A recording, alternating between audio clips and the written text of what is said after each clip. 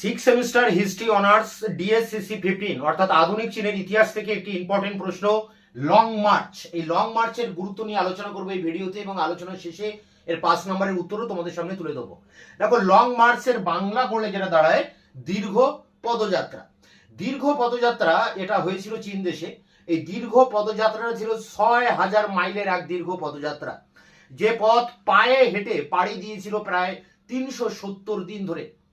এই পদযাত্রাটা শুরু হয় 1934 সালের 15ই অক্টোবর এবং শেষ হয় পরের বছর 1935-এর 20 অক্টোবর। তাহলে 370 দিন ধরে প্রায় 1 লক্ষ কমিউনিস্ট মাও সেতুং বা মাও জেদং এর নেতৃত্বে তারা দক্ষিণ চীন থেকে উত্তর চীনে তারা এই পদযাত্রা করেছিল।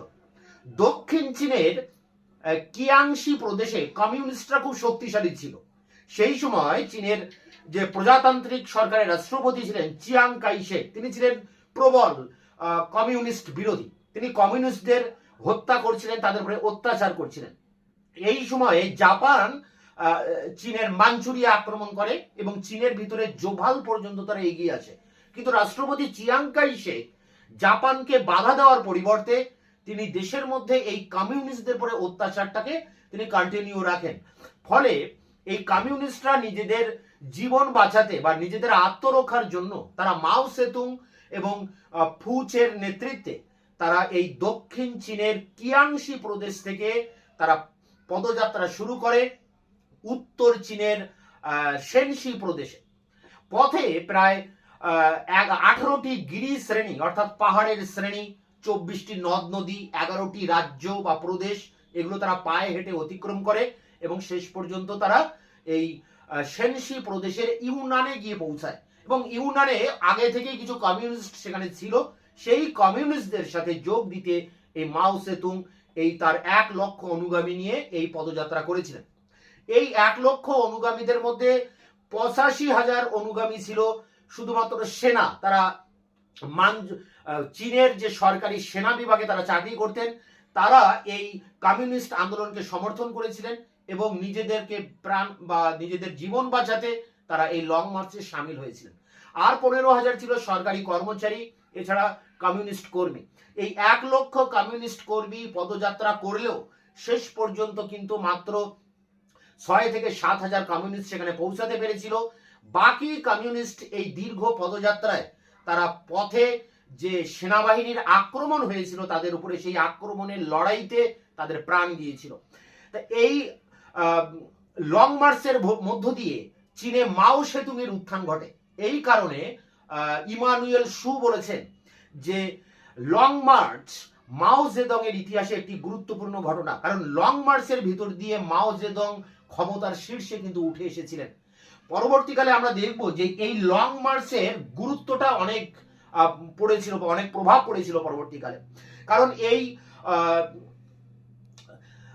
মাও জেদং এবং তার অনুগামীরা যখন উত্তর চীনের শেনশি প্রদেশের ইউনানে এসে পৌঁছান, সেখানে তারা থাকেন, সেখানে তারা নিজস্ব একটা শাসন ব্যবস্থা গড়ে তোলেন এবং সেই জায়গা থেকে তারা কিন্তু এই চিয়াং কাই শেক, চীনের প্রজাতান্ত্রিক সরকারের রাষ্ট্রপতি চিয়াং কাই শেকের বিরুদ্ধে তারা লড়াই করেন এবং শেষ পর্যন্ত এই চিয়াং কাই শেককে হটিয়ে চীনে কমিউনিস্টরা ক্ষমতা দখল করে 1949 সালের 1 জানুয়ারি, যাকে বলি আমরা গণপ্রজাতন্ত্রী চীনের উত্থান। আর ইয়েনানে তারা অনেক পরীক্ষা নিরীক্ষা করেছিল তাদের শাসনের, নিজেদের শাসন পদ্ধতি নিয়ে, যাকে আমরা বলি ইয়েনান এক্সপেরিমেন্ট বা ইয়েনান পরীক্ষা নিরীক্ষা, যেটা তোমাদের একটা ইম্পর্টেন্ট প্রশ্ন। তো দেখো, এখানে লং মার্চ দীর্ঘ একটা পদযাত্রা। এই পদযাত্রার মধ্যে দিয়ে এই চীনের কমিউনিস্টরা বিভিন্ন মানুষের সাথে পরিচিত হয়েছিল, বিভিন্ন প্রদেশের সাথে তারা পরিচিত হয়েছিল, দেশের বিভিন্ন ভূপ্রকৃতির সাথে তারা পরিচিত হয়েছিল, দেশকে তারা নতুন ভাবে জানতে পেরেছিল, দেশের মানুষ, জনজাতি, জনগোষ্ঠী, উপজাতি, এগুলোর সাথে তাদের ভালো মতো পরিচয় হয়, যা পরবর্তীকালে কমিউনিস্ট সরকার যখন তৈরি হয় তখন দেশ গঠনের ক্ষেত্রে এই অভিজ্ঞতা তাদের কিন্তু কাজে দিয়েছিল। আর এই দীর্ঘ পদযাত্রায় তারা অনেক কষ্ট সহ্য করেছে, অনেক পরিশ্রম তাদের হয়েছে। এগুলোর ভিতর দিয়ে তাদের মধ্যে কষ্ট সহিষ্ণুতা, নিয়মাবর্তিতা, এগুলো কিন্তু তাদের মধ্যে এসেছিল, যা পরবর্তীকালে তাদের রাজনৈতিক হাতিয়ারে পরিণত হয়। পরবর্তীকালে তাদের এই চিয়াং কাই শেকের বিরুদ্ধে আন্দোলনের বা বিদ্রোহের সময় সেটা কাজে লাগে। এছাড়া এই দীর্ঘ পদযাত্রার মধ্য দিয়ে তারা একটা বিভিন্ন অঞ্চলের সাথে বিভিন্ন অঞ্চলের মধ্যে একটা ঐক্য তারা গড়ে তুলতে পেরেছিলেন। দেশের মধ্যে একটা জাতীয়তাবোধের একটা জাগরণ কিন্তু তারা গড়ে তুলেছিলেন, যা দেশ গঠনের ক্ষেত্রে তাদের অনেকটা কাজে দিয়েছিল। তা লং মার্চ পরবর্তীকালে দেখা যায় যে এই লং মার্চের মধ্য দিয়ে কমিউনিস্ট কর্মীরা অনেক অভিজ্ঞতা লাভ করে, যে অভিজ্ঞতার নিরিখে পরবর্তীকালে তারা কমিউনিস্ট সরকার প্রতিষ্ঠা করতে পেরেছিলেন। এই কারণে এডগার সোনো বলে এক ঐতিহাসিক তিনি বলছেন যে লং মার্চ শুধুমাত্র একটা পদযাত্রা নয়, লং মার্চ ছিল দেশকে নতুন করে জানার বা আবিষ্কারের একটা পথ। তো এই ছিল লং মার্চ। এই লং মার্চের উপরে 5 নম্বরের টিকা প্রশ্নের উত্তর আমি অন স্ক্রিনে তোমাদের সামনে তুলে ধরছি। ডিএসসিসি 15 বা ডিএস 15 5 নম্বরের প্রশ্ন, চীনা কমিউনিস্টদের লং মার্চের উপরে একটি টিকা লেখো অথবা লং মার্চের গুরুত্ব বা তাৎপর্য লেখো। মাও জেদং এর নেতৃত্বে চীনা কমিউনিস্টরা 1934 খ্রিস্টাব্দের অক্টোবর মাসে চীনের উত্তর পশ্চিম অঞ্চলের কমিউনিস্টদের সঙ্গে যোগ দেওয়ার উদ্দেশ্যে দক্ষিণ পূর্ব চীনের কিয়াংশি প্রদেশ থেকে উত্তরে শেনশি পর্যন্ত যে দীর্ঘ 6000 মাইল পদযাত্রা করেছিলেন, চীনা তথা বিশ্বের ইতিহাসে তা লং মার্চ নামে খ্যাত। ঐতিহাসিক ইমানুয়েল শু লং মার্চের গুরুত্ব প্রসঙ্গে বলেছেন, ক্ষমতার শীর্ষে মাওয়ের উত্থান ও দলের ইতিহাসে এটি ছিল একটি উল্লেখযোগ্য ঘটনা। এই কথাটাই ইংরেজিতে এখানে লেখা আছে। প্যারা করে দেখো, কিয়াংশি ও তার নিকটবর্তী এলাকায় কমিউনিস্টরা প্রচণ্ড শক্তিশালী হয়ে উঠলে প্রজাতন্ত্রী চীনের কমিউনিস্ট বিরোধী রাষ্ট্রপতি চিয়াং কাই শেক আতঙ্কিত হয়ে তাদের দমন করার জন্য সেনা পাঠান 1934।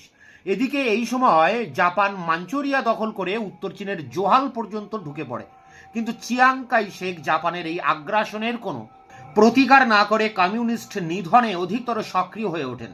এই কারণে নিজেদের অস্তিত্ব রক্ষার জন্যই পদযাত্রাকারী কমিউনিস্টগণ তাদের পরিবার পরিজন সহ কিয়াংশি ত্যাগ করে উত্তর চীনে পিথ নদীর বাঁকে অপেক্ষাকৃত নিরাপদ শেনশি প্রদেশ অভিমুখে দীর্ঘ পদযাত্রা শুরু করেন।